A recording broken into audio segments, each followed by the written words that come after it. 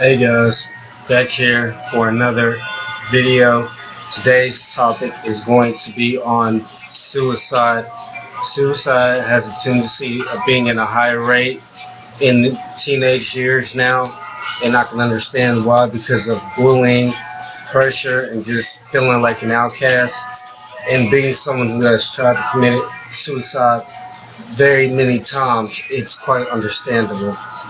But what I really wanted to talk about with you guys is that when you turn to suicide, I know that feels like a way out, but the only thing that's leading to is your life. It's taking away the opportunity for your life to get better, is what I'm trying to say. There are there are good times and there are bad times in this life. Now, the bad times are gonna hit. When they hit, they're gonna hit extremely hard. But bad times are not the only thing that occurs. Good times come too. Everybody has to experience hell in order to feel what heaven is like. One story that I can tell y'all about my personal suicide attempt was when I lost my aunt who had cancer. She was a very respectable woman, and me having Crohn's disease, out of everybody in my family, she was the only one I could really go and talk to because she had something worse than I did.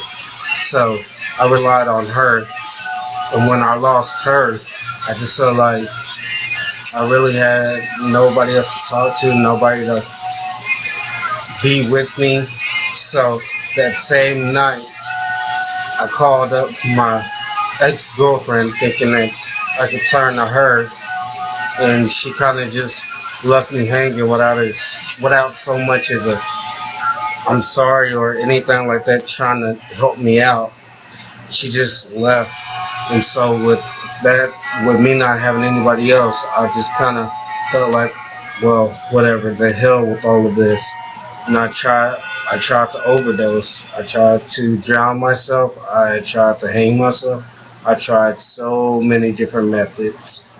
But in between those periods of the suicides that I tried to commit, things got better, then they got back worse, and then they got better again.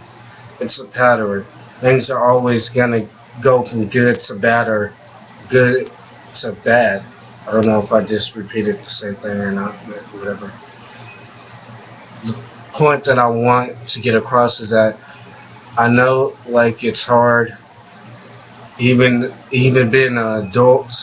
It gets hard in trying to balance your entire life, keep a smile on your face, and when you have kids that you're trying to maintain with them and maintain your own personal life and your own personal problems, that just even puts it even further to a worse problem. So to all my people that have kids and think about committing suicide, those are y'all angels. They'll be the good times that y'all need. They'll be what keeps y'all afloat when y'all start to drown. Your kids will always be there for you when nobody else is. Now, to my viewers that have no kids and think about suicide, one thing that I do know that is another cause of suicide is the lack of love. When we all start feeling like we just don't have anybody that loves us or nobody that will ever love us, that's not a guaranteed thing. It may be a thing for that particular moment that you are in, but it will never be a permanent moment that you will be stuck in. Sometimes we love, sometimes we hate. It's just human nature. But it will always come to a time where y'all can find somebody that loves you. Either it be a family member, friend, boyfriend, or girlfriend. It'll always be somebody that loves you. But when they're not around, you need to be able to love yourself. Because if you rely on them strictly for love, but you have no love for yourself, then you're just walking around in an empty shadow. And you don't want to feel that way, trust me. I've known that feeling for, I can say, at least about 4 years now. And you don't want to experience that. Ask anybody that's willing to talk about their suicide attempts or their suicide moments that they felt like they had nobody or felt like their purpose has come to an end in this world. Everybody was put here with a purpose. Everybody has a reason to be here. You were not born just out of curiosity or by accident. I believe everything happens for a reason. And I believe that your life was created for a reason. You are destined to do great things. But you can only reach those great things when you keep pushing forward. All the scars that y'all have, I have many on my arm. You most likely won't be able to see them. I have a whole bunch of scars all over my arm. Don't be ashamed of them. Wear them as badges of honor. People can mock you for being a cutter all you want to, but hey, here's what separates y'all from them. At least you can admit and accept the problem that you had and you dealt with it, while meantime, they're having to go home and look their demons in the face and they sit there and cry every night because they're not man enough or woman enough to face their problems. So when they mock you for what you did, just know that they're cowards. They have nothing more. So that's really all I had to talk about. I just wanted you guys to know that y'all have a reason to live. Y'all were put here with a purpose.